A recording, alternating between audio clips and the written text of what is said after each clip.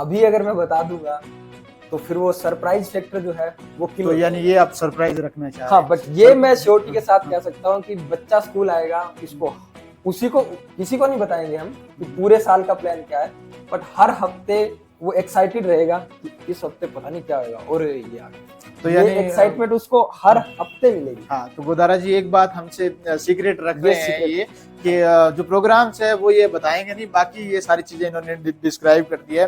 हाँ। But before enroll to students how you will satisfied the parents कि आप हमारे स्कूल्स को चूज कर रहे हैं, यानी हमारा दाखिला यहाँ करवा रहे हैं, तो कैसे उनको सेटिस्फाइड ठीक करें? अच्छा, आप कह रहे हैं कि दाखिले से पहले हाँ, मैं उनको दाखिले कैसे से पहले हाँ उनसे कैसे सेटिस्फाइड करेंगे कि आप सही स्कूल का चुनने जा रहे हैं। ठीक है। तो कई सालों से हम एजुकेशन के फील्ड में काम कर रहे हैं। ठीक है। हमारी पूरी टीम ही काम कर रही है। हम्म। संस्कार विद्यापीठ उसका एक छोटा हिस्सा है बड़ी टीम। ठीक है गांव के स्तर पर और एरिया में बड़ी टीम है, उसके हम जस्ट एक स्मॉल पार्ट है जी।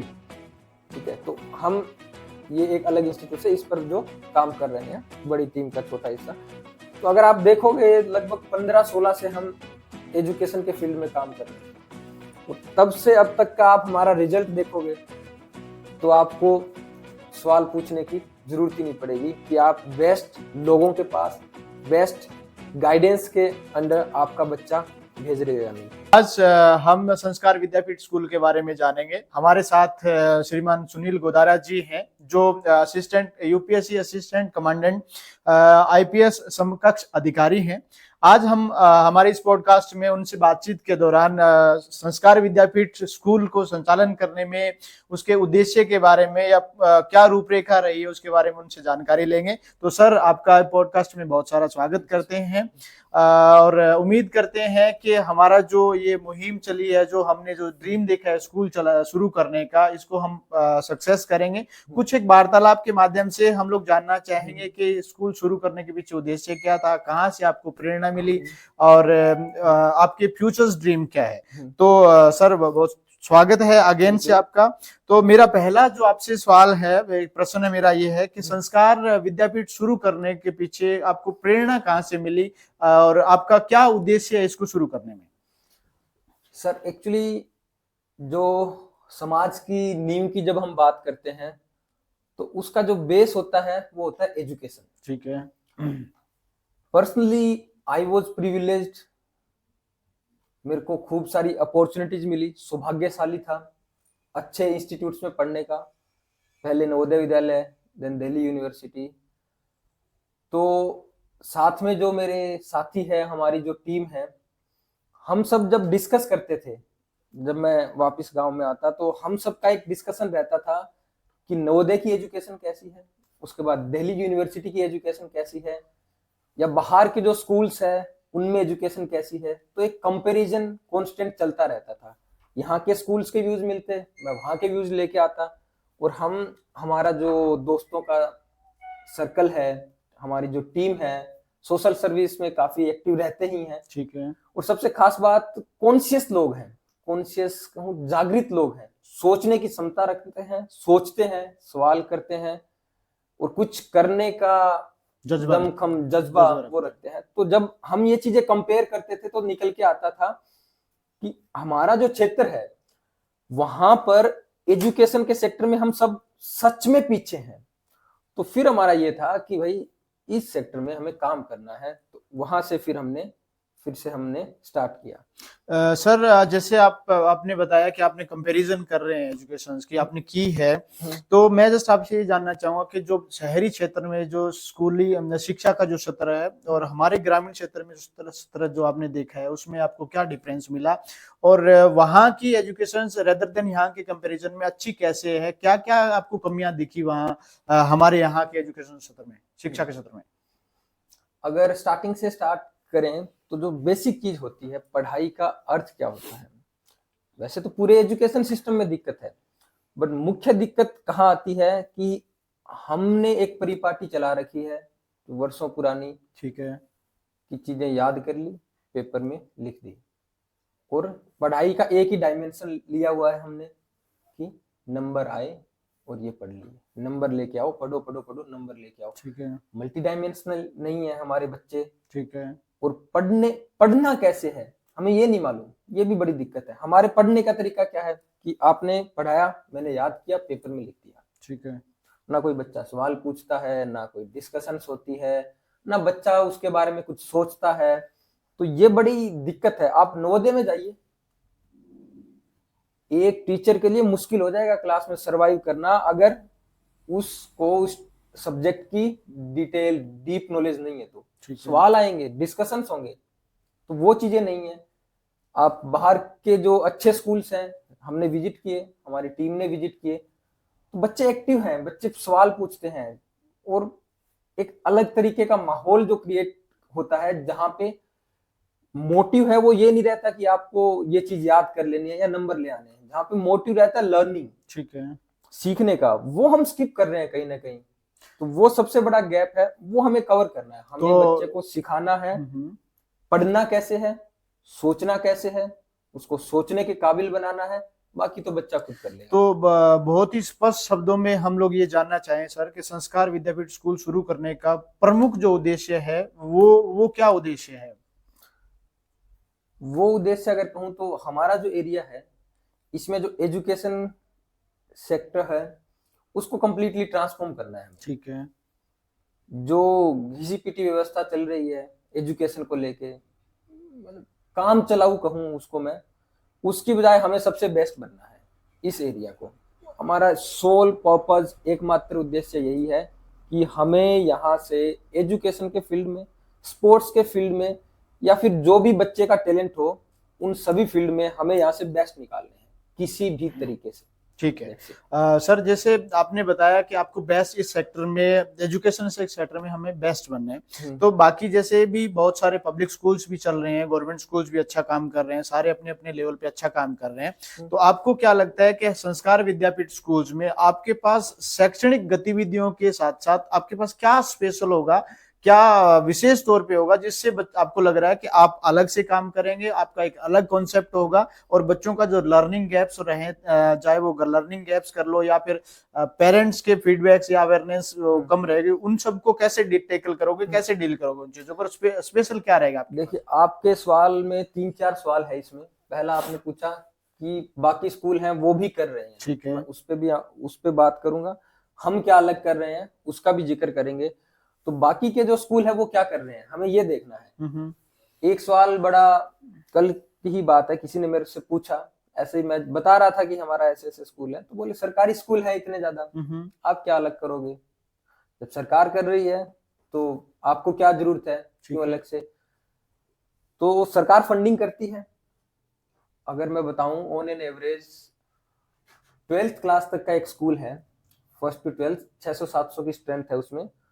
तो सरकार के सारे खर्चे का एवरेज निकालें तो 25 से 30 लाख रुपए सरकार महीना खर्च करती है। ठीक है। एक स्कूल में रिजल्ट नहीं आ रहा, क्यों नहीं आ रहा? मॉनिटरिंग नहीं है। छोटे लेवल पर कोई चेंज करना चाहता है, ऊपर पॉलिसीज अलग है, धीरे धीरे धीरे करके बात जब तक वहां पहुंचती है लंबा टाइम निकल जाता है। हमने भी कोशिश की, हम गवर्नमेंट स्कूल से अब भी जुड़े हुए हैं, प्राइवेट स्कूल से जुड़े हुए हैं। जब भी हमारी टीम की जहां भी जरूरत होती है हम जाते हैं, पूरा सपोर्ट करते हैं, और जितना भी चेंज ला सकते हैं कोशिश करते हैं। बट सबसे बड़ा जो हर्डल हमें फेस करना पड़ रहा था वो ये था कि डिसीजन मेकिंग है वो काफी लेंथी हो जाती है, उसको इम्प्लीमेंट करने में बहुत टाइम लगता है। तो अपना इंस्टीट्यूट स्टार्ट करने का एक पर्पज ये भी था कि आइडियाज मिल जाते हैं। आइडियाज मिलना बड़ी बात नहीं है, आपके पास है, इनके पास है, इनके पास है, मेरे पास है, बट उनको इम्प्लीमेंट कैसे करें? इम्प्लीमेंट करना स्टार्ट कर दिया, मॉनिटर कैसे करें? तो वो हमें लगा कि हमारी टीम वो काम कर सकती है।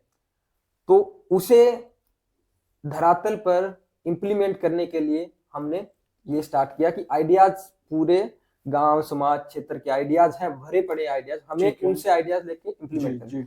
तीसरा आपका सवाल था कि क्या अलग करेंगे, शैक्षणिक एक्टिविटीज क्या होगी, वो होगा।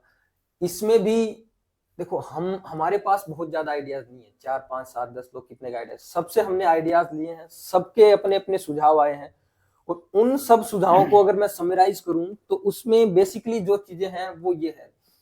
सबसे ज्यादा दिक्कत पेरेंट्स को आती है कि बच्चा हमारा रट्टा मारता है, क्लास में नंबर आ गए 100 में से 100, उसको पूछ लिया, देसी या फिर देसी मतलब रोजमर्रा के जीवन में आने वाला एक सवाल उसे समझ नहीं आया, ठीक है। उसे पढ़ाई का अर्थ ही नहीं समझ आ रहा। तो हमें वो चीज चेंज करनी है कि पढ़ाई है क्या, पढ़ना कैसे है, क्यों पढ़ना है, क्या क्या चीजें पढ़नी है, नई नई चीजों से उसको इंट्रोड्यूस करवाना है। लाइब्रेरी हो गया, कंप्यूटर हो गया, हर स्कूल में लाइब्रेरी और कंप्यूटर ऑन पेपर है, ठीक है। कहीं है नहीं है, हम ये करेंगे। अब मैं जो बात कह रहा था ना कि आइडियाज हैं, रूल्स हैं, इंप्लीमेंट कौन करे, हम आपको एक्चुअल में इंप्लीमेंट करके दिखाएंगे कि एक लाइब्रेरी कैसे ट्रांसफॉर्म कर सकती है। हमारे गांव के युवाओं का ही एक वो है, लाइब्रेरी का जो मुहिम है, वो देखो कितना ट्रांसफॉर्म किया उन्होंने गांव को। तो वो चीजें जो है ना, आइडिया सिंपल सिंपल से है हमारे एजुकेशन में। लाइब्रेरी, डिजिटल जो कंप्यूटर सेक्टर है उसको लेके आना है, कम्युनिकेशन स्किल्स जो कि हर कोई बात करता है, साइंस हर कोई बात करता है, मैथ्स हर कोई बात करता है, वो लेके आएंगे। तो ये चीजें है ना, हम एक्चुअल में करके दिखाएंगे आपको। तो ओवरऑल सर आपका कहना है कि आइडिया सबके पास है, बट कोई अच्छे से इम्प्लीमेंट नहीं कर पा रहे हैं, या करते भी हैं तो वो रिजल्ट नहीं दे पाते हैं। बट आपका ये है कि आपके पास आइडिया भी है और आप उस चीज को लेकर बी श्योर हो कि आप अपने जो आइडियाज को अच्छे से इम्प्लीमेंट करेंगे और उनका 100% आप रिजल्ट देंगे। सर इसके साथ ही मैं ये जानना चाह रहा हूँ कि अकेडमिक के साथ साथ बच्चों को स्पोर्ट्स में भी हम लोग खूब सारा ध्यान देते हैं, तो जिससे बच्चे का होलिस्टिक डेवलपमेंट भी ओवरऑल होता है। तो मुझे आप ये बताइए कि हमारे एकेडमिक के साथ हमारे पास खेल गतिविधियों में कौन कौन से खेल हैं, कौन कौन सी गतिविधियां हैं जिससे बच्चा खेले भी, खेल खेल के माध्यम से सीखे भी, तो वो आप प्लीज थोड़ा सा बताइए कि हमारा स्कूल कैसे अलग करेगा। नहीं, ये बिल्कुल सही जवाब किया। इसमें भी हमारी जो सबसे ज्यादा लैग हम करते हैं वो यही है कि स्पोर्ट्स को सीरियसली ना लेना, एक्स्ट्रा करिकुलर को वो ना लेना। तो हमारे पास बेसिकली जो स्पोर्ट्स हैं, हमने ग्राउंड हम वहां पर परचेज थोड़ा हमारे पास है, थोड़ा हम और इसको एक्सपेंड करेंगे। Athletics, handball, volleyball, table tennis, tennis, badminton, chess, skating, इस तरीके के कई सारे गेम्स हमें वहां पर लेके आने हैं। अलग अलग से बच्चों को आइडेंटिफाई करना है और उनको बेस्ट फैसिलिटीज, सूटेबल मोटिवेशन और सूटेबल एनवायरनमेंट हम देंगे। दूसरी चीज जो एक्स्ट्रा करनी है वो है, अब बच्चे जनरली हम सीमित हो जाते हैं कि एजुकेशन, स्पोर्ट्स, उसके आगे भी तो सेक्टर है जी। हम ये रिकॉर्डिंग कर रहे हैं, मीडिया का सेक्टर है, कितना वास्ट डेवलप हो रहा है। सोशल सर्विस, हमारे गांव के युवा बहुत एक्टिव है, वो भी वास्ट सेक्टर है। ठीक है। पॉलिटिक्स वास्ट सेक्टर है। राइटर बनिए, कंटेंट क्रिएशन का कितना है, टेक्नोलॉजी में कितना एडवांसमेंट है, आज एआई आ गया है, पूरा सब कंप्यूटर बेस्ड हो रहा है। तो हमें वो चीजें एक्चुअल में हमारे स्कूल में लेके आनी है और हम 100% वो चीजें तो लेके आने ओवरऑल वाले हैं। आपकी बातों से मैं ये समझ पाया हूँ कि आप ये कह रहे हैं कि आप एकेडमिक के साथ साथ बच्चों को पढ़ाएंगे भी, उसके साथ खेल भी खिलाएंगे, इसके अलावा जो जितने भी बच्चों के होलिस्टिक डेवलपमेंट के लिए जो स्किल्स हैं वो सारे आप बच्चों को देंगे, ताकि वो इन फ्यूचर अपने फ्यूचर में किसी भी सेक्टर में जाए, चाहे वो कवि बने, चाहे वो कंप्यूटर में जाए, चाहे किसी भी सेक्टर में जाए, बच्चा अव्वल करे। सर इसके साथ ही मैं एक चीज और जानना चाह रहा हूँ, जैसे अभी आपके पास संस्कार विद्यापीठ जो है प्ले स्कूल अपना चला रहा है, और हमारे आगामी सेशन के लिए 2025-26 के लिए हम लोग नई बिल्डिंग में शुरू करने जा रहे हैं। तो मैं जस्ट ये जानना चाह रहा हूँ कि अभी हमारा जो क्राइटेरिया क्या है टीचर्स को अपॉइंट करने का, कैसे आप डिसाइड करते हैं कि जो हमारी जो टीम हम लोग हायर कर रहे हैं या इन फ्यूचर जो हम करेंगे उनकी दक्षता क्या होगी और क्या उनकी एप्टीट्यूड और टीचर एबिलिटी होगी, जिसको देख के हम लोग टीचर हायर कर रहे हैं अपने ड्रीम्स को सक्सेस करने के लिए। सर सबसे पहले तो हमारा यूं रहता है, एक स्पेशलाइज्ड इंटरव्यू पैनल है, उसके बाद हम एडवर्टाइजमेंट के थ्रू रेज्यूमेस मंगवाते हैं। ठीक है। फिर हम बैठ के उन रेज्यूमेस को सॉर्ट आउट करते हैं। उनमें से शॉर्टलिस्ट जो किए हुए रेज्यूमे हैं जी, उनका पहले एक हल्का सा इंट्रोडक्टरी टेलीफोनिक इंटरव्यू होता है। ओके। टेलीफोनिक इंटरव्यू के बेसिस पर हम डिसाइड करते हैं कि ये कैंडिडेट थोड़े सूटेबल हैं, उनको फिर रेक्टिफाई करके उनको हम इनवाइट करते हैं। तो यानी पहले आप फोन से बात करते हैं? पहले फोन से। अब वही ना, देखिए अब किसी इंडिविजुअल का फोन पे 5-7 मिनट में हमें पता लग जाता है कि कितना का क्या सूटेबल है। ठीक है। तो उनको भी परेशानी ना हो, वो आए और हमारा भी ज्यादा समय व्यर्थ ना हो। अब वो कहीं कोई 50 किलोमीटर से कोई आ रहा है तो परेशानी होती है, तो वो भी वाइप आउट हो जाए उसमें। तो ये चीजें रहती है। उसके बाद फिजिकल इंटरव्यू रहता है, वन जो हमारे पैनल के साथ, और फिर एक डेमो क्लास भी रहती है।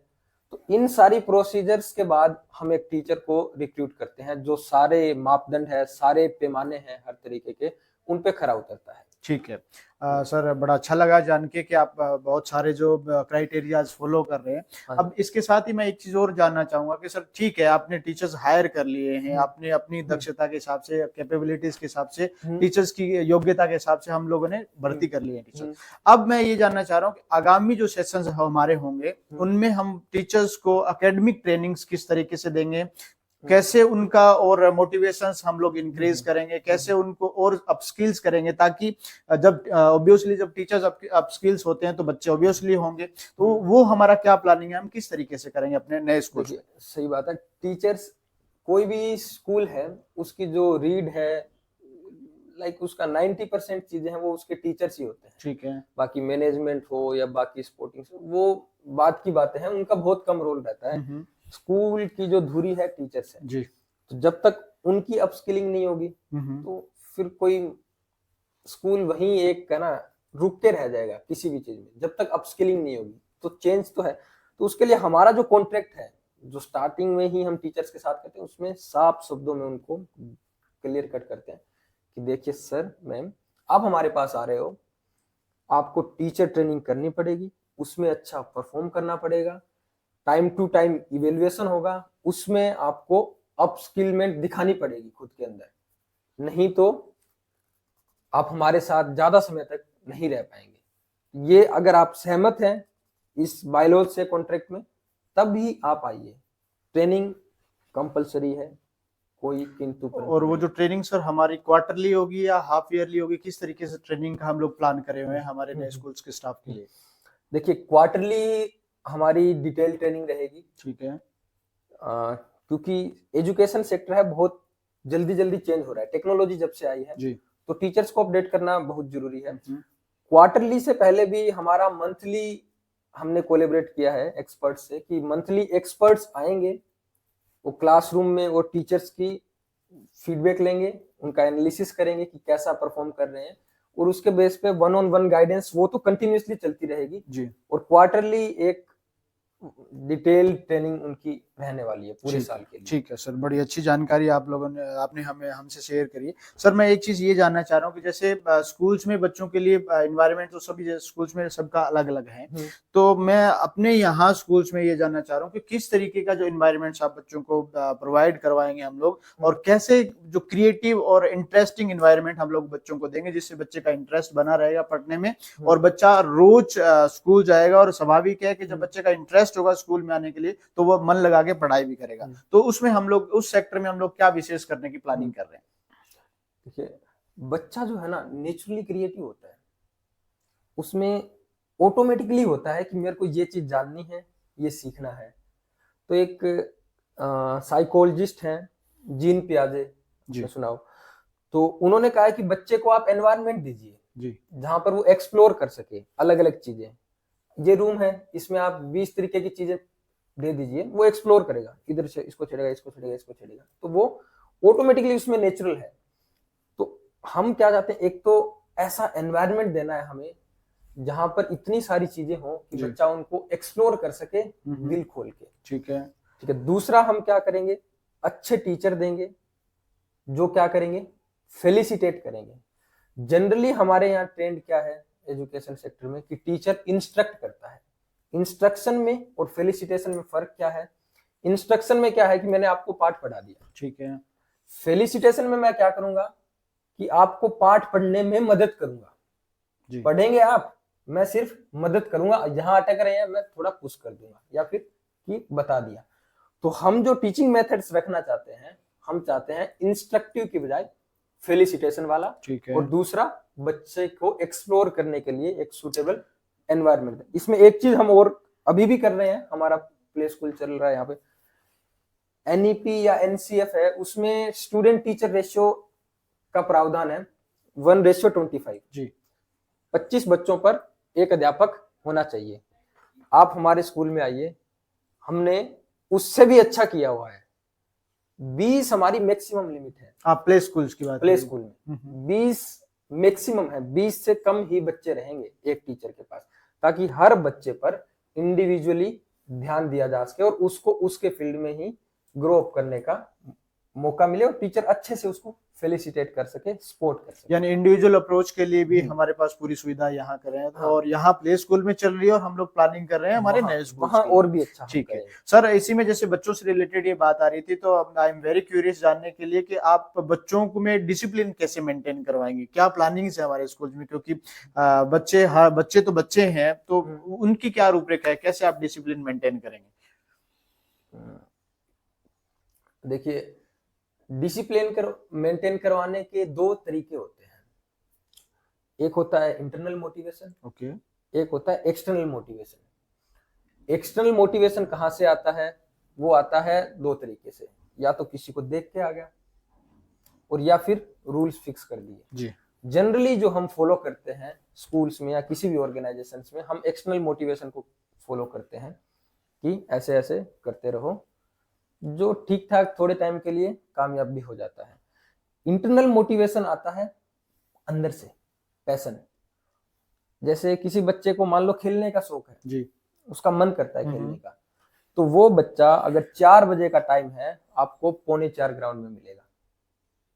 डिसिप्लिन आ गया। तो जब हम बच्चे को उसी के फील्ड में जाने की आजादी देंगे, माहौल देंगे, तो वहां से हमें उसका इंटरनल मोटिवेशन निकालना है और हमें एक एग्जाम्पल बनके और रूल्स रेगुलेशंस डिसाइड करके, जो कि बच्चे, टीचर, पेरेंट्स सबके लिए अच्छे हैं, उन दोनों फ्रेमवर्क को, इंटरनल और एक्सटर्नल मोटिवेशन को बैलेंस करके एक हम दोनों का जो मिक्सचर है, उससे हम एक डिसिप्लिन स्टूडेंट हम निकालेंगे, नो डाउट। जी। सर बड़ी अच्छी जानकारी आप शेयर कर रहे हैं और आपकी जो फ्यूचर्स ड्रीम है वाकई अप्रिशिएटेबल है सर। इसी के साथ मैं जस्ट ये जानना चाह रहा हूँ कि आप पेरेंट्स से कैसे इंटरेक्ट करेंगे, पीटीएम का हमारा स्ट्रक्चर्स क्या होगा स्कूल्स में, और क्या आपकी अप्रोचेस रहेगी बच्चों की प्रोग्रेस? ऑब्वियसली बच्चा स्कूल में हमारे पास है, हमें पता है उसकी प्रोग्रेस क्या है, घर में जाके बच्चा कैसे कर रहा है, क्या कैसे रेक्टिफाई करेंगे, कैसे उसको आइडेंटिफाई करेंगे और कैसे पेरेंट्स से आप कनेक्ट करेंगे, थोड़ा सा वो क्या रूपरेखा है उसके बारे में? बड़ा सही सवाल किया सर आपने। एक्चुअली होता क्या है, बच्चा हमारे पास कितने घंटे हैं? 6 घंटे, 7 घंटे। बाकी टाइम वो है पेरेंट्स के साथ। उसकी पर्सनैलिटी पर, उसके लर्निंग पर, उसकी पढ़ाई पर ज्यादा इफेक्ट पड़ता है कि पेरेंट्स उसको कैसा माहौल दे पा रहे हैं। ये बड़ी दिक्कत है हमारे एरिया में, हमारे ग्रामीण क्षेत्र में। हम क्या सोचते हैं कि स्कूल में भेज दिया, अच्छा स्कूल है, अब स्कूल वाले पढ़ाएंगे। ऐसा नहीं। आप देखोगे जो बच्चे अच्छा कर रहे हैं, मैक्सिमम जनरली उनके घर पर उनको वैसा माहौल मिल रहा है। जी। तो हमारा ये रहेगा कि पेरेंट्स के साथ हमारा जो मंथली है मीटअप हो, और हम पेरेंट्स को भी बताएंगे। यूं नहीं कि थोपना, वो नहीं कि आपका बच्चा ऐसे कर दे ऐसे कर दे। प्रॉपर एक्सपर्ट्स को बुला के प्रॉपर रीजनिंग के साथ कि आपका बच्चा ये चीज पकड़ रहा है, ये यहाँ से कर रहा है, यहाँ से कमी रह रही है, ये यहाँ से रह रही है, क्यों रह रही है, आप क्या कर सकते हैं, हम क्या कर सकते हैं। तो पेरेंट्स और मैनेजमेंट का, टीचर्स का एक डिस्कस होके, जिससे बच्चे के फ्यूचर के लिए बेस्ट निकल आए। कहने का सिंपल शब्दों में कहूं कि स्कूल हमारा नहीं है, स्कूल पेरेंट्स का है, बच्चों का है। तो उनका एक्टिव इन्वॉल्वमेंट रहना चाहिए, रहेगा। हमें चाहे रिक्वेस्ट करनी पड़े, ठीक है, चाहे उनको जाके कुछ बोलना पड़े या कैसे भी करना पड़े, हमें पेरेंट्स को एक्टिवली एंगेज करना है स्कूल में। सर बड़ी अच्छी बात आपने बताई है कि स्कूल जो है वो हमारा नहीं है, पेरेंट्स का है। सर ये बड़ी अच्छी बात है, मुझे आपकी लगी। इसके साथ एक थोड़ा सा, जैसे हमारे ग्रामीण प्रदेश में ये होता है कि सारे पेरेंट्स जो है वो वर्किंग है और अधिकतर जो है हमारे यहाँ खेती प्रधान देश है, कृषि प्रधान है, तो कृषि में सब लोग इंगेज है। तो पीटीएम्स में जब हम पेरेंट्स को बुलाएंगे तो जरूरी नहीं है कि सर सारे पेरेंट्स भी हमारे पास आए, वो अपने काम में भी इंगेज होंगे। तो उस सिचुएशंस में हमारे पास क्या प्लानिंग्स होगी कि हम लोग उस पेरेंट्स को रीच आउट कर सकें, क्योंकि पेरेंट्स खेत में बिजी होंगे, उनके पास टाइम नहीं होगा आने का, और ऑब्वियसली सर ये सच्चाई भी है हमारे एरियाज की। तो उस सिचुएशन में हम लोग कैसे पेरेंट्स से डील करें? नहीं, ये इश्यू आता भी है, यहाँ प्ले स्कूल में भी आता है। तो उसके लिए हमने ये रखा हुआ है, वीक में 1 दिन रखा हुआ है। पीटीएम के अलावा अगर आपको अपने बच्चे के बारे में डिस्कस करना है तो आप उस दिन आके डिस्कस कर सकते हैं। अब हफ्ते में 4 दिन रखे, सॉरी महीने में 4 दिन रख दिए, उन 4 में से कोई ना कोई एक दिन तो पेरेंट्स को टाइम लग ही सकता है, पीटीएम के अलावा, अगर वो पीटीएम में नहीं पहुंच पाते हैं तो। अगर फिर भी कोई नहीं आ रहे हैं तो हम भी रीच आउट करेंगे पेरेंट्स के, उनको कॉल करेंगे, उनसे बात करेंगे, गांव में ही हम रहते हैं, जाके मिलेंगे कि ऐसे ऐसे है, पेरेंट्स से बात करेंगे कि आपका बच्चा यहाँ अच्छा कर रहा है, यहाँ थोड़ी कमी है और इसको हम ऐसे ऐसे सुधार सकते हैं, और आपके क्या आइडियाज है बताइए, हम इम्प्लीमेंट करेंगे। तो क्या सर इससे हम ये समझ सकते हैं कि जो पेरेंट्स अनेबल होंगे मीटिंग्स में आने के लिए, हम अपने क्लास टीचर और मैनेजमेंट के साथ हम लोग फील्ड विजिट्स भी करेंगे, जिसके माध्यम से हम उनके घर घर विजिट करेंगे। जरूर जरूर जरूर। स्कूल कहीं एक जगह बैठ के नहीं चल सकता, वो बिल्डिंग स्कूल नहीं है, बच्चे के लिए स्कूल पूरा उसका एरिया है, तो जहां जहां बच्चा है वहां हम भी जाएंगे जी, उसके बिना कुछ पॉसिबल नहीं है। सर एक जैसे अभी हमारा नए सेशन से स्कूल शुरू हो जाता है, और उसके बाद आपकी क्या फ्यूचर्स प्लानिंग होगी कि अपने स्कूल्स को हम एक्सटेंड कर सकें, अपने जो विजन है उसको और एक्सटेंड कर सकें और ज्यादा से ज्यादा हम लोग रीच कर सके कम्युनिटी में, या फिर हमारे स्कूल की जो एनरोलमेंट है उसको हम लोग ज्यादा इंक्रीज कर सकें? तो इसमें ये है कि कुछ सेक्टर्स मैंने आपको पहले ही बताए हैं जी, education, sports, writing, reading, public speaking, ये वो, तो उनमें हमने बच्चों को निकालना है। उससे पहले स्टार्टिंग के ईयर्स में हमारे सामने जो सबसे बड़ी प्रॉब्लम आती है वो आती है कि उतनी फैसिलिटीज हम नहीं दे पाते। ठीक है। तो उसके लिए अगर आप हमारा पीछे का रिजल्ट देखो, हम कोचिंग सेंटर भी रन करते हैं शाम को, तो आई थिंक कोचिंग सेंटर आप प्ले स्कूल में ही चला? हाँ हाँ जी, लगभग 20 प्लस बच्चों का हमारा सिलेक्शन हो रखा है अलग अलग इंस्टीट्यूट्स में, ठीक है। जिसमें नवोदय विद्यालय है, राइस स्पोर्ट्स स्कूल है, उसके अलावा गुरुकुल कुरुक्षेत्र है, सैनिक स्कूल का भी हमारा बच्चा पिछली साल उसमें रह गया था फाइनल इंटरव्यू में, बट उसका रिटर्न क्वालिफाई किया, जी। मिलिट्री स्कूल का रिटर्न क्वालिफाई जी। किया, जो कि बहुत ही टफ और पूरे स्टेट में कुछ गिने चुने बच्चों का जिनका रिटर्न क्वालिफायर होता है, उनमें हमारी जो शाम को हम कोचिंग या ट्यूशन चलाते हैं उसमें से हमारे बच्चे हैं। तो स्टार्टिंग में जब तक फैसिलिटीज नहीं है तब तक हमारा प्रयास ये है कि हम हमारे बच्चों को एक्स्ट्रा प्रिपरेशन करवा के ये जो रेपुटेड इंस्टीट्यूशंस है जहां पर उनको वर्ल्ड क्लास फैसिलिटीज ऑलरेडी मिल रही है वहां पर उनको जाने में हम हमारा योगदान दें। अब इसमें भी बड़ा वो है, आप जनरली क्या रहता है कि कुछ स्कूल या मैनेजमेंट अवॉइड करते हैं कि बच्चे कम हो जाएंगे जी। हम चाहते हैं कि आप जाओ, हमारे पास बच्चे कम होंगे तो होंगे, बट हमारे लिए सर्वोपरि है उस बच्चे की क्वालिटी एजुकेशन। अगर वो सबसे अच्छी हम दे रहे हैं तो हमारे पास आओ, हमसे अच्छी कोई और दे रहा है तो आप वहां भेजिए। बच्चे का क्वालिटी एजुकेशन, उसका विकास टॉप पे है। यानी ओवरऑल समझे आप क्वांटिटेटिव एजुकेशन पे फोकस ना करके आप क्वालिटेटिव एजुकेशन पे फोकस। आपको लगता है कि हमारे पास बेस्ट क्वालिटी है, नहीं, हम कोशिश करेंगे कि हम सबसे बेस्ट दें, ठीक है, बट अगर कोई हमसे बेस्ट दे रहा है तो हम खुद रिकमेंड करेंगे कि हम इसको तैयार करके वहां भेजें, और भेज भी रहे हैं। सर आपकी बात बड़ी अच्छी लगी कि ज्यादातर प्राइवेट स्कूल्स या जितने भी पब्लिक स्कूल या प्राइवेट इंस्टीट्यूट जितने भी चल रहे हैं सब में एक दौड़ रहती है, एक होड़ रहती है अपने आप को बेहतर और काबिल करने की और दूसरों की हमेशा बुराइयां ज्यादा करने की। बट मुझे आपके इस ब्रॉडकास्ट के दौरान आपकी एक बहुत अच्छी बात लगी, आपने जैसे कहा है कि हमसे कोई अच्छा कर रहा है तो ऑब्वियसली उसको वहां जाना चाहिए। तो सर ये वाकई प्रशंसाजनक आपकी बात है, क्योंकि प्राइवेट सेक्टर में लोग अपने आप को ज्यादा ज्यादा आगे रखते हैं। आपने कहा कि आपसे कोई बेहतर कर रहा है तो जाइए, बहुत ही संतोषजनक और प्रशंसाशील सर आपकी बात है। सर इसी के साथ में स्कूल्स के बारे में और जानते हुए मैं जस्ट आपसे पूछना चाहूंगा कि हमारे नए स्कूल्स में क्या आधुनिक तकनीकी का प्रयोग किया जा रहा है, क्या हमारे पास नए नए मॉडर्न इंस्ट्रूमेंटल्स हैं जिसमें बच्चे अधिक लर्निंग कर सके, क्या हमारे पास स्मार्ट क्लासेस वगैरह ये सब कॉन्सेप्ट है या नहीं, उसके बारे में और बताइए प्लीज। देखिए सबसे पहले जो स्कूल की, जब हम ये एक्स्ट्रा फैसिलिटीज की बात करते हैं, क्लासरूम हुआ, क्लासरूम के बाद जैसे जैसे टेक्नोलॉजी आ रही है, स्मार्ट क्लास का कंसेप्ट आ गया है, तो हमारी जो क्लासेस हैं स्टार्टिंग से ही, पहले स्तर से ही हमारी अधिकतर क्लासेस है वो स्मार्ट क्लास रहेंगी जी। 100% तो मैं झूठा दावा नहीं करूंगा, बट एक साल में लगभग हम सभी को अपडेट करके स्मार्ट क्लासेस में कन्वर्ट कर देंगे जी।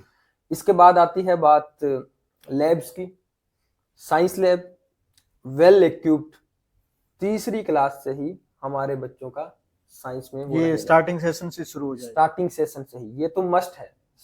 स्टार्टिंग सेक्शन बच्चा जब तक देखेगा नहीं, सीखेगा नहीं, हम छठी में जाके उसको समझाते हैं कि साइंस कुछ होता है, ऐसे होता है, उसको जब नेचुरली उसमें है, वो सीखने की कोशिश कर रहा है, हम तभी से देंगे। साइंस लैब उसको हमेशा मिलेगी।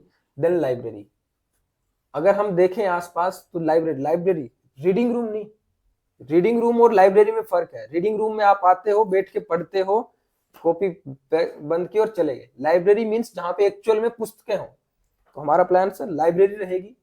उसके अंदर जैसे छोटे बच्चे हैं उनको कॉमिक्स पसंद आती है, महापुरुषों की जो जीवन गाथाएं हैं वो है, और उसके बाद अलग अलग नॉवेल्स हैं या फिर नॉन फिक्शन में भी जो जैसी जैसी लेवल के हिसाब से सूटेबल।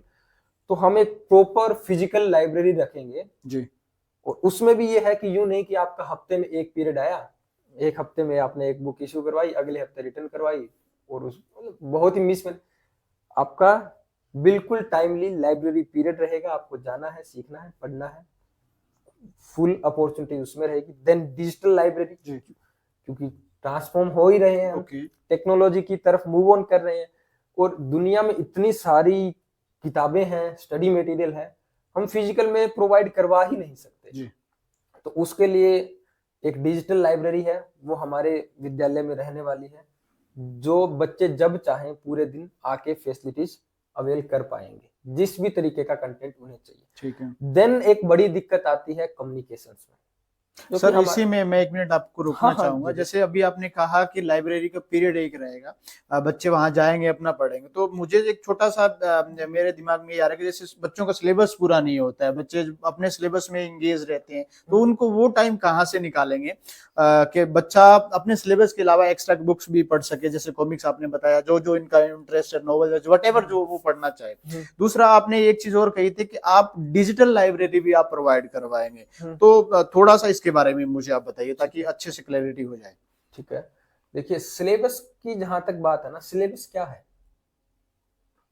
सिलेबस वही तो है कि जो बच्चा है उसका जो लर्निंग लेवल है उसके अकॉर्डिंग हमने कुछ फिक्स चीजें डिसाइड कर दी ठीक है। कि ये पढ़नी है। ठीक है, वो है हमने इस बच्चे का देखा, इसका देखा, और बीच का जो आया उस पर डिसाइड कर दिया, इसका तो नुकसान हो गया। जी। ठीक है, तो जब जो बच्चा सिलेबस जल्दी कर रहा है उसको अपॉर्चुनिटी देने की बात है ना मेन जी। तो उसके लिए एक्स्ट्रा अपॉर्चुनिटीज है, उसका नुकसान नहीं होना चाहिए। तो सिलेबस है वो एक स्टैंडर्ड बना रखा पर है इसके हमने। बीच में सर कुछ ऐसे बच्चे भी तो होंगे ना जिनका लर्निंग लेवल कम होगा, उनको कैसे मैनेज करेंगे? बिल्कुल सही बात है। देखिए लर्निंग लेवल कम होने का मतलब है कि वो लर्निंग लेवल यूं कम नहीं होता कि हर चीज में कम है। पहली बात तो हम आइडेंटिफाई करेंगे कि उसका इंटरेस्ट कहाँ है, उसकी एबिलिटीज कहाँ है, और उसके बेसिस पर उसको पुश करेंगे कि आपको इस फील्ड में हम एक्स्ट्रा एफर्ट देंगे। ठीक है। जिनका लर्निंग लेवल कम है, इसीलिए हमने क्या रखा है कि स्टूडेंट टीचर रेशियो है वो 20 पर रखा है। ठीक है।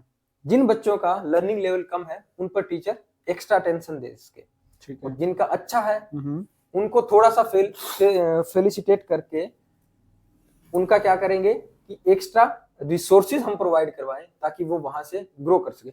नुकसान ऊपर वाले का भी नहीं हो और नीचे वाले को भी पूरा मौका वो मिले। ग्रो करके अपना लाइब्रेरी हाँ, में जाए। हाँ, और तो डिजिटल लाइब्रेरी का डिजिटल लाइब्रेरी क्या है कि जैसे बुक्स है, सारी बुक्स अवेलेबल नहीं है, कुछ सब्सक्रिप्शन है। अब जैसे कुछ पुस्तकें हैं आपने खरीदी, ठीक है। तो एक कॉपी आपको मिली मान लो 300 रुपए की, जी।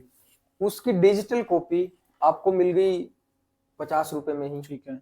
50 रुपए में डिजिटल कॉपी मिल गई, उस 50 रुपए वाली कॉपी को 10 बच्चे यूज कर सकते हैं। और कुछ बुक्स एक्सक्लूसिव होती है जो कि मार्केट में हमें मिलती भी नहीं, तो ऑनलाइन मिल जाती है, तो हम वो वहां से परचेज करके हमारी डिजिटल लाइब्रेरी में रखेंगे। या फिर कुछ लाइब्रेरीज है जैसे वर्ल्ड वाइड, उनका क्या होता है सब्सक्रिप्शन का सिस्टम होता है। जो बड़ी लाइब्रेरीज होती है उनका क्या होता है सारा कंटेंट डिजिटलाइज्ड है, ठीक है।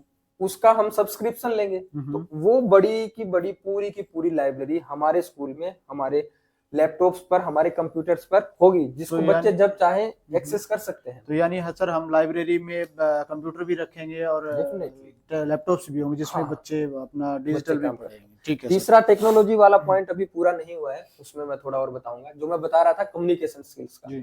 तो हम एक नया कंसेप्ट जो लेकर आ रहे हैं वो है लैंग्वेज लैब का। क्योंकि एक नॉर्मल सी कहावत है, जो दिखेगा वो बिकेगा। Obviously sir. तो जब तक हमारे बच्चे एक्सप्रेस नहीं कर सकते, अपनी चीजें कन्वे नहीं कर सकते, तो वो कैसे एक्सेल करेंगे? उसके लिए हम लैंग्वेज लैब लेके आ रहे हैं, जो उनको हिंदी और इंग्लिश इन दोनों लैंग्वेजेस में स्पेशली ट्रेन करेगी। स्पोकन का करवाएंगे सर? स्पोकन जी। क्योंकि बाकी रीडिंग राइटिंग का तो हो जाता है क्लास में, स्पोकन में दिक्कत आती है। जी। मेन दिक्कत हमें जब बात करनी है, कम्युनिकेट करना है, स्पोकन चाहिए। जी। तो लैंग्वेज लैब हम स्पेशली लेके आएंगे। देन एक बात आ गई कंप्यूटर की। कंप्यूटर जनरली जो हम बच्चों को सिखाते हैं वो क्या सिखाते हैं कि computer is an electronic device which you use to this. चार चीजें हम याद करवाते हैं, वही एप्लीकेबिलिटी क्या है उसकी। तो हमारा जो एम्फेसिस था, अब देखिए हमें ये काम करते हो गए 1 महीने से हम ढूंढ रहे हैं। अच्छा, हमें पोस्टर डिजाइन करने वाला नहीं मिल रहा, फोटोशॉप वाला नहीं मिल रहा, कोई वीडियो एडिटिंग वाला नहीं मिल रहा। दुनिया जहान के सॉफ्टवेयर हैं जो एप्लीकेशन पार्ट है कंप्यूटर का, मिल ही नहीं रहे। तो हमारा प्रयास रहेगा 3rd क्लास से ही बच्चे को जो एप्लीकेशन वाला पार्ट है कंप्यूटर का, कैनवा हो, पेंट हो, MS ऑफिस हो, ठीक है, तरीके जो भी इस तरीके के सॉफ्टवेयर हैं, उन सब पर उनको इन हैंड ट्रेनिंग देनी है। टाइपिंग स्पीड हो, ये सारी चीजें हो, हिंदी इंग्लिश, इनकी उनको ट्रेनिंग देनी है। और अगर किसी का बहुत ज्यादा इंटरेस्ट डेवलप होता है तो उसको प्रोग्रामिंग या वो सारी चीजें, उसमें भी उसको परस्यू करने में हमें हेल्प करनी है। तो ये सारी चीजों आपका कहना है कि प्राइमरी एजुकेशन से ही जो अभी आपने गैप फेस किया है, जो चैलेंज आपने फेस किया है कि हमारे यहाँ जो टेक्नोलॉजी में बहुत कम लोगों को जानकारी है, वो आप गैप पूरा करने के लिए प्राइमरी एजुकेशन में बच्चों को टेक्नोलॉजी से जोड़ देंगे। देखिए आज के टाइम पर दुनिया इतनी तेजी से ट्रांसफॉर्म हो रही है, अगर हमने खुद को अपडेट नहीं किया तो हम पहले के टाइम का देखें ना, 20 साल में जो चेंज होता था ना, वो आज 2, 3, 4, 5 साल में हो जाता है। ठीक है। तो अगर हमने खुद को अपडेट नहीं किया, अपने बच्चों को आज हमने उस तरीके से ट्रेन नहीं किया, तो सब कुछ टेक्नोलॉजी बेस्ड होने वाला है। तो हमें प्राइमरी सेक्शन से ही उनको उस तरीके से ट्रेन करना ही पड़ेगा, और वो हम करेंगे। ठीक है सर, बहुत ही अच्छा लगा सर आपसे बातचीत करके। मेरे अंतिम 2-3 प्रश्न हो रहे हैं सर। हाँ, मैं जानना चाहूंगा कि अभी सर जैसे एक ये है कि हमारे स्कूल जैसे स्टार्ट हो जाता है, हमारा नए सेशन से हम लोग अपनी शुरुआत कर देते हैं। इस शुरुआत के दौरान हमारे पास कौन कौन से प्रोग्राम्स या फंक्शंस प्रस्तावित होंगे जिससे हम लोग बच्चों को और रुचिकर बना सके उनकी एजुकेशन, या बच्चों के दिमाग में एक पहले से ऑलरेडी ये खाका है कि हाँ हमारे पास ये प्रोग्राम शुरू होने वाले। देखो नेशनल जो फेस्टिवल्स हैं और जो हमारे रिलीजियस फेस्टिवल्स है वो तो हम लोग सारे सेलिब्रेट करते हैं। इसके अलावा थोड़ा सा आप हमें बताइए कि कौन कौन से प्रोग्राम्स हमारे पास प्रस्तावित है जिनको हम करेंगे। सर काफी सारे प्रोग्राम हैं एंड हमने पूरा डिटेल उनको शेड्यूल भी किया हुआ है। ठीक है। अभी अगर मैं बता दूंगा तो फिर वो सरप्राइज फैक्टर जो है वो किल तो यानी ये आप सरप्राइज रखना चाह रहे हैं? हाँ, बट ये मैं श्योरिटी के साथ कह सकता हूँ कि बच्चा स्कूल आएगा, उसको उसी को किसी को नहीं बताएंगे हम कि पूरे साल का प्लान क्या है, बट हर हफ्ते वो एक्साइटेड रहेगा कि इस हफ्ते पता नहीं क्या होगा, और ये आ गया। तो यानी एक्साइटमेंट उसको हर हफ्ते मिलेगी। हाँ, तो गोदारा जी एक बात हमसे सीक्रेट रख रहे हैं ये कि जो प्रोग्राम्स है वो ये बताएंगे नहीं, बाकी ये सारी चीजें इन्होंने डिस्क्राइब कर दिया है। सो लेट्स सी सर, देखते हैं कि क्या जब स्कूल शुरू होते हैं तो कौन कौन से प्रोग्राम्स रहते हैं, और we are much eager to see sir. मेरा एक अंतिम प्रश्न ये है सर कि आपने स्कूल्स के बारे में डिस्कशंस की, हमने हमारे इस ब्रॉडकास्ट में पूरा का पूरा डिस्कशंस किया, हम क्या फैसिलिटीज दे रहे हैं, क्या क्या रहेगा, जैसे इसको हम लोग एक तरीके से समझे सर, हमने अपनी व्याख्यान कर दिया। बट अंतिम क्वेश्चन ये आता है कि पेरेंट्स को आप कैसे सेटिस्फाइड करेंगे कि आपने सही स्कूल अपने बच्चे के भविष्य के लिए चुना है? क्या आपके पास स्ट्रेटजी रहेंगी, कैसे आप पेरेंट्स को सेटिस्फाइड करेंगे? पेरेंट्स को सेटिस्फाई हम नहीं करेंगे जी, उनका बच्चा करेगा। नहीं वो तो सर जब देखेंगे ना बच्चे को, जब आप देखेंगे कि आपके बच्चे में इतना चेंज आ रहा है तो और क्या सेटिस्फेक्शन वो sir I do appreciate, but मेरा जो कंसर्न है वो ये जानना है कि ठीक है स्कूल में बच्चा आ रहा है, हमने पढ़ाया, बच्चों में डेफिनेटली चेंजेस दिखेंगे, पेरेंट्स ऑब्जर्व करेंगे उनको, but before enroll to students how you will satisfied the parents कि आप हमारे स्कूल्स को चूज कर रहे हैं, यानी हमारा दाखिला यहाँ करवा रहे हैं, तो कैसे उनको सेटिस्फाइड करें? अच्छा, आप कह रहे हैं कि दाखिले से पहले, हाँ दाखिले से पहले, हाँ उनसे कैसे सेटिस्फाइड करेंगे कि आपने सही स्कूल का चुनने जा रहे हैं? ठीक है, ठीक है। तो कई सालों से हम एजुकेशन के फील्ड में काम कर रहे हैं। ठीक है। हमारी पूरी टीम ही काम कर रही है हम्म, और संस्कार विद्यापीठ उसका एक छोटा हिस्सा है बड़ी टीम का। ठीक है गांव के स्तर पर और एरिया में बड़ी टीम है, उसके हम जस्ट एक स्मॉल पार्ट है। जी। ठीक है, तो हम ये एक अलग इंस्टीट्यूट से इस पर जो काम कर रहे हैं, बड़ी टीम का छोटा हिस्सा। तो अगर आप देखोगे लगभग 15-16 से हम एजुकेशन के फील्ड में काम कर रहे हैं और तब से अब तक का आप हमारा रिजल्ट देखोगे तो आपको सवाल पूछने की जरूरत ही नहीं पड़ेगी कि आप बेस्ट लोगों के पास बेस्ट गाइडेंस के अंडर आपका बच्चा भेज रहे हो या नहीं। आप हमारा प्ले स्कूल का रिकॉर्ड देखिए 2 सालों में, ठीक है 2 सालों में 200 की स्ट्रेंथ है। हम्म, आप कहीं भी चले जाइए, कहीं और इतनी जल्दी इतनी अच्छी स्ट्रेंथ मिल जाए तो ये क्या है, ऑलरेडी पेरेंट्स का ट्रस्ट है हमारे ऊपर, वो बिलीव कर रहे हैं, वो ट्रस्ट कर रहे हैं हमारी स्ट्रेटजी पर, हमारी प्लानिंग पर, हमारी गाइडेंस पर, और उसका हम कोशिश कर रहे हैं कि हम उस पर खरे उतरें और काफी हद तक उतर भी पा रहे हैं। जी। छोटी मोटी कमियां उनको दूर करने के प्रयास भी हम कंटिन्यूअसली कर ही रहे हैं। जी सर बहुत थैंक यू, आपसे बात करके हमें स्कूल्स के बारे में बहुत सारी जानकारी मिली और स्कूल्स के बारे में हमने बहुत कुछ जाना। और हम उम्मीद कर रहे हैं जो ऑडियंस हमें सुन रही है हम उनसे उम्मीद कर रहे हैं कि वो भी अपने बच्चों के स्कूल्स के लिए अच्छा स्कूल चयन करें ताकि गोदारा सर की तरह वो बच्चे भी जो है अपने जीवन में अच्छे से तरक्की कर सकें, सर की तरह आईपीएस ऑफिसर समकक्ष अधिकारी बन सके। और सर मैं आपसे एक अंतिम रिक्वेस्ट करना चाहूंगा कि जैसे आपने लाइफ में बहुत अच्छी उपलब्धि हासिल की है, ऑडियंस जो सुन रही है उनको आप क्या मैसेज देना चाहेंगे कि जो बाकी उम्र के जो बच्चे आपको सुने वो आपसे गेट इंस्पायर्ड करें और वो अपने जीवन में डेडिकेशन के साथ आगे बढ़े ताकि वो भी एक अच्छे अधिकारी बन सके, अपने देश का, माँ पिताजी का, अपने समाज का नाम रोशन कर सके। देखिए सबके लिए एक अलग अलग सा मैसेज रहेगा। पेरेंट्स के लिए तो मैं कहना चाहूंगा कि आप अपने बच्चे को सबसे अच्छी एजुकेशन मीन्स पढ़ाई लिखाई नहीं, अगर वो स्पोर्ट्स में है तो उस क्षेत्र में उसको उसके क्षेत्र में वो आप प्रोवाइड करवाइए, जैसे भी करवाइए, जहां पर भी बेस्ट है वो आप प्रोवाइड करवाइए। बच्चा आपको रिजल्ट देगा, 100% देगा। पेरेंट्स का रोल ये है मोस्ट इंपॉर्टेंट। देन बात आ गई बच्चों के लिए।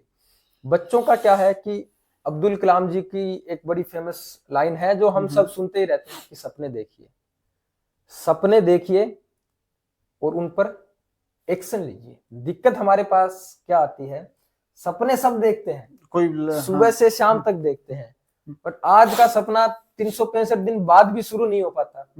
तो सपना देखिए, देखिए, प्लानिंग कीजिए और उस पर काम करना शुरू कीजिए। सब कुछ अपने आप हो जाएगा, रिसोर्सेज आ जाएंगे, सहयोग देने वाले आ जाएंगे, साथ देने वाले आ जाएंगे। तो ये आप लोग कीजिए, चाहे आप जीवन के किसी भी दौर में हैं, छोटे बच्चे हैं तो भी, 10वीं में है तो भी, 12वीं में है तो भी, कॉलेज में है तो भी, कॉम्पिटिटिव एग्जाम्स की तैयारी कर रहे हैं तो भी, सपने देखिए, टारगेट डिसाइड कीजिए और एक्शन लीजिए। एक्शन इज द की, कर्म ही सर्वप्रधान है। सर आपका बहुत सारा धन्यवाद, आपसे बहुत हमें अच्छी जानकारी मिली और हमारे जितनी भी ऑडियंस हमें देख रही है, हमें सुन रही है इस पॉडकास्ट के माध्यम से, सर ने बहुत अच्छी जानकारी उन्होंने साझा की है स्कूल्स के बारे में, हम लोगों ने डिस्कशंस किए हैं, इन्होंने अपने जीवन के अनुभव भी साझा किए हैं और लास्ट में जैसे बताया कि अपने एफर्ट्स कंटिन्यू रखिए अपने हर सेक्टर में। और जितने भी पेरेंट्स वीडियो देख रहे हैं मैं सबसे रिक्वेस्ट करूंगा कि आप अपने बच्चों के सुनहरे भविष्य के लिए अच्छे स्कूल्स का चयन करें और अपने बच्चों की शिक्षा के ऊपर ध्यान दें, जिससे ये है कि बच्चे आगे बढ़ के तरक्की करें, आपका नाम रोशन करें, समाज का नाम रोशन करें और हमारे देश का नाम रोशन करें। इसी के साथ बहुत सारा धन्यवाद। थैंक यू सर, बहुत सारा धन्यवाद आपको आने के लिए।